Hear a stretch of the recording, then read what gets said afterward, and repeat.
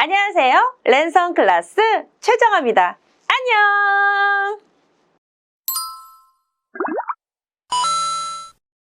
수줍은 남자 그리고 박력 있는 여자의 러브 스토리, 그 주인공은 바로 쇼팽과 쌍드의 사랑이었죠. 이 둘은 불같이 사랑을 했으며 파리 사교계에서 최고의 스캔들에 휘말리며 쌍드는 루마티즘을 앓고 있는 아들 모리스와 7살이 된 딸 솔랑주, 그리고 폐결핵으로 힘들어하는 쇼팽과 함께 파리를 떠날 계획을 세우게 됩니다. 쌍드가 파리를 떠나 요양의 장소로 선택한 곳은 바로 스페인 마요르카 섬이었습니다. 왜냐하면 파리는 너무나 춥고 습해서 폐가 약한 쇼팽에게 보다 밝은 햇살, 따뜻한 남쪽이 적합하다고 생각하게 된 것이었죠. 그러나 스페인 마요르카 섬까지 가는 건 너무나 험난했었고, 스페인 내전으로 인해 육로가 막히게 되자 쇼팽은 엘 마요 르킹호에 올라 마요르카 섬으로 향하기 시작했습니다. 그리고 배를 타고 떠나는 여행의 인상을 음악으로 만들었는데요. 그 곡은 바로 쇼팽의 곡 수평선에 걸친 초승달의 정경을 담은 곡, 바로 녹턴의 작품 번호 37-2번에 묘사를 하게 되었죠. 파리를 벗어나 사랑하는 사람과 떠나는 여행, 그리고 심신이 지칠 대로 지쳤던 쇼팽은 이제서야 낯선 땅에서 외로운 이방인이 아닌 누군가 함께할 수 있다는 마음의 평화가 느껴지는 것 같다는 생각 안 드시나요? 조금 더 감상해 볼게요.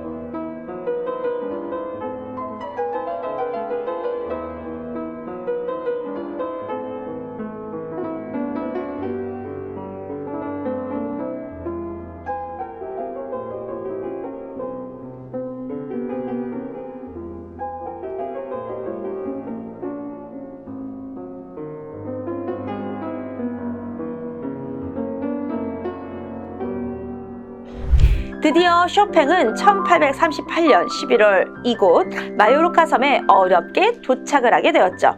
그러나 이곳 마을 사람들은 낯선 외국인 쇼팽과 쌍드를 반겨주지 못했습니다.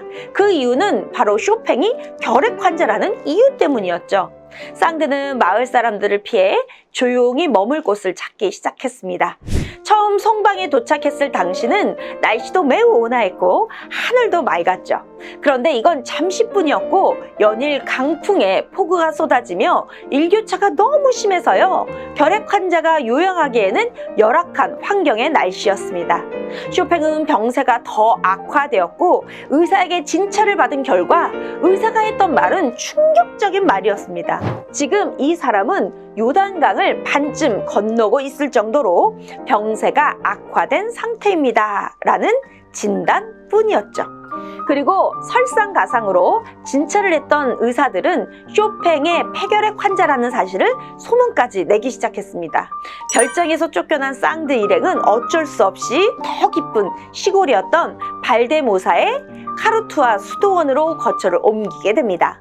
그리고 이곳 수도원에서 쇼팽과 쌍드는 1838년 겨울 동안 이곳에서 보내게 되었죠.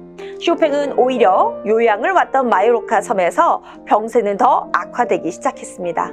그리고 이곳 마요르카 섬에 드디어 쇼팽이 파리에서 주문을 했던 플레이엘 피아노가 도착하게 되었고, 피아노 건반을 바로 열고 쇼팽은 10손가락의 율동이 시작되었습니다. 그리고 단숨에 많은 곡들을 작곡하게 되는데요. 그 대표적인 곡은 쇼팽 폴로네이즈 4번, 작품 번호 40-2번을 완성하게 되었죠.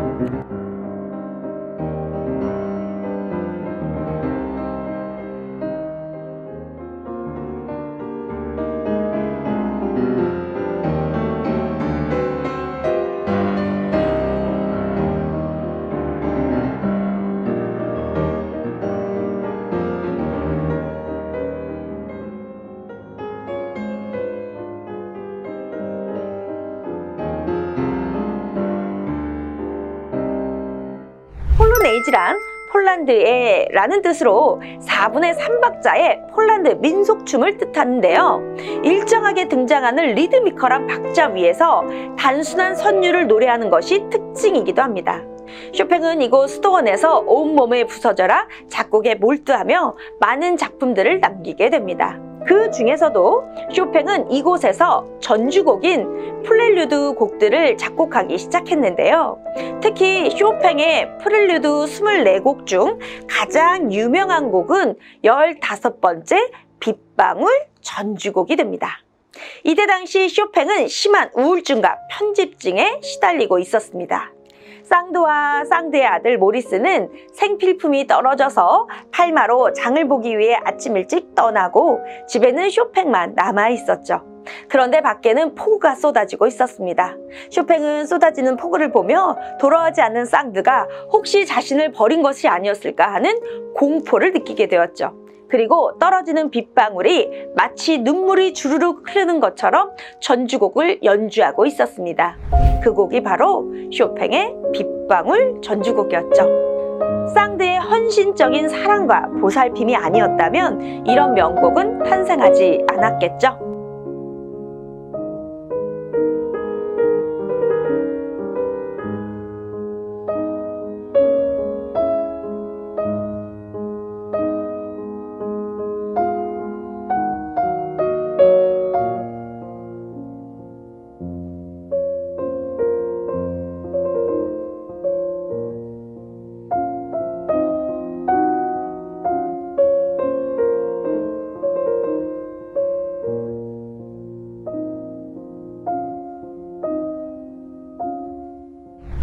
쌍드는 더 이상 이곳 마요르카 섬에 머물 수 없었습니다. 그건 바로 쇼팽의 건강이 더욱 악화될 수 있었기 때문이었죠. 쇼팽은 쌍드의 고향 누앙에서 머물며 맑은 공기와 정원의 만발하는 들꽃 향기를 만끽하며 건강을 회복하기 시작했습니다. 그리고 쇼팽은 손꼽아 파리로 돌아가길 희망했었죠. 그건 바로 쇼팽을 기다리는 많은 귀족 여인들이 있었기 때문이었습니다. 왜냐하면 쇼팽에게 피아노 지도를 받기 위해서였었죠. 그리고 이 무렵 쇼팽은 작품의 풍이 바뀌기 시작했는데요. 사실 쇼팽은 에뛰드와 마주르카, 폴로네즈와 같은 단편적인 작품에서 이제는 작품의 규모가 큰 형식에 비중을 두기 시작하게 됩니다.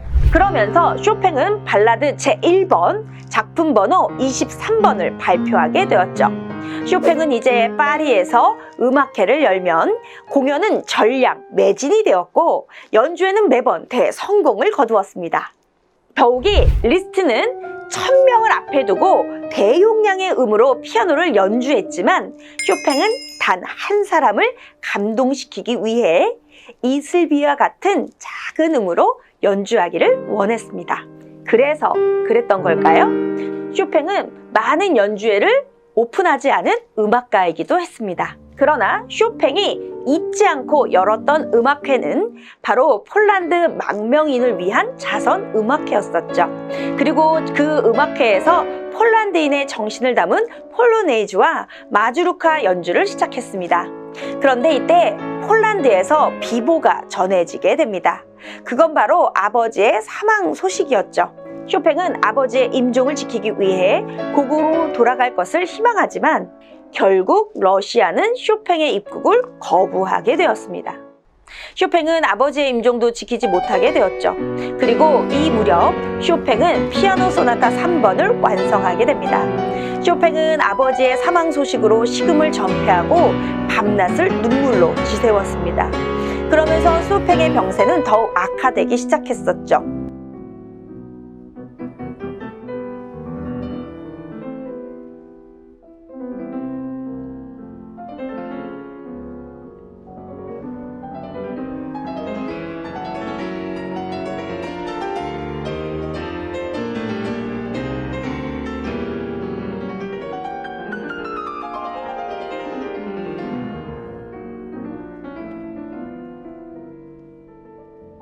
쇼팽은 이때 폐결핵 말기로 접어들며 신경과민 증세까지 보이게 되었습니다.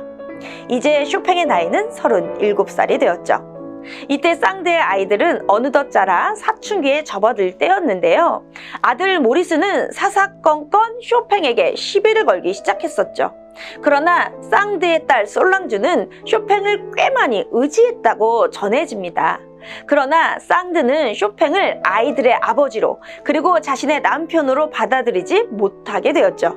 그런데 쇼팽의 생각은 달랐습니다. 아이들에게 진심으로 아버지의 역할을 충실히 하려고 애를 썼으며 어린 딸 솔랑주의 방황을 위로해 주었죠. 그러면서 상드는 쇼팽이 자신의 어린 딸 솔랑주를 사랑한다고 착각을 하게 되었습니다. 상드는 이런 쇼팽을 더 이상 용서하지 못하고 이별을 통보하게 됩니다. 결국 쇼팽은 스트레스와 악화된 폐결핵으로 더 이상 상드와 지낼 수 없게 되었죠. 이 둘은 그만 헤어지게 되었죠. 그리고 쇼팽은 환상 폴로네이즈 작품 번호 61번 그리고 녹턴과 마주루카 작곡에 마지막 힘을 다해 열정을 쏟았습니다.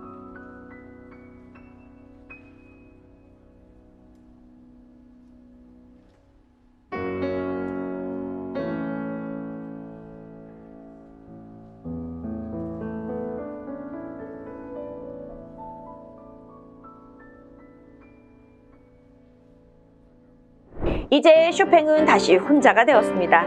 쇼팽은 파리로 돌아와 6년 만에 콘서트를 열게 되는데요. 그 콘서트는 생애 마지막 콘서트가 되었습니다.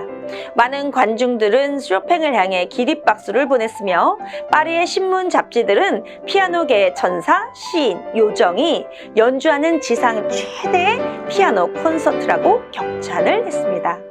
그러나 마로니의 낙엽이 지는 초가을 1949년 10월 15일 쇼팽은 의식이 점점 흐릿해지기 시작했습니다. 누나였던 루드비카는 몇 날 며칠을 뜬 눈으로 쇼팽의 병상을 지키게 되었죠. 이때 쇼팽의 병상은 화가 들라크루와도 함께였습니다. 쇼팽은 병상 주위를 둘러선 사람들에게 감사하다는 한마디를 남기고 39살 짧은 생을 마쳤습니다. 쇼팽은 콩코드 광장에서 가까운 마들렌 성당에서 장례가 치러졌는데요. 유언에 의해 모차르트의 레퀴엠이 연주가 되었죠.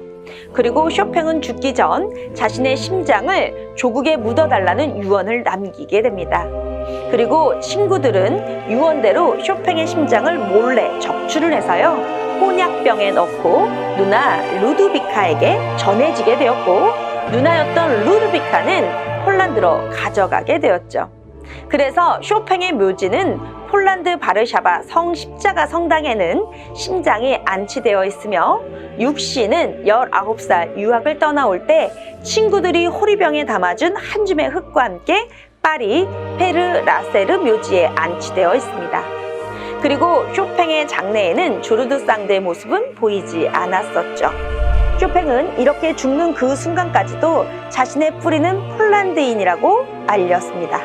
그 누구보다 조국을 사랑했고 음악적 개성을 잃지 않은 음악가였으며 그의 음악은 지금도 우리에게 평화와 감미로움 그리고 위로를 주는 곡이 되었습니다. 이렇게 해서 쇼팽의 마지막 인생까지 들어봤는데요. 음악은 진정 사람들의 마음에 정서를 담고 그 민족성을 일깨워주는 것 같죠. 쇼팽의 사랑과 예술의 영감으로 애국심도 업, 클래식 음악 상식도 업, 언제나 여러분과 함께하는 랜선 클래스. 다음에는 또 다른 예술가로 여러분께 찾아올게요. 안녕!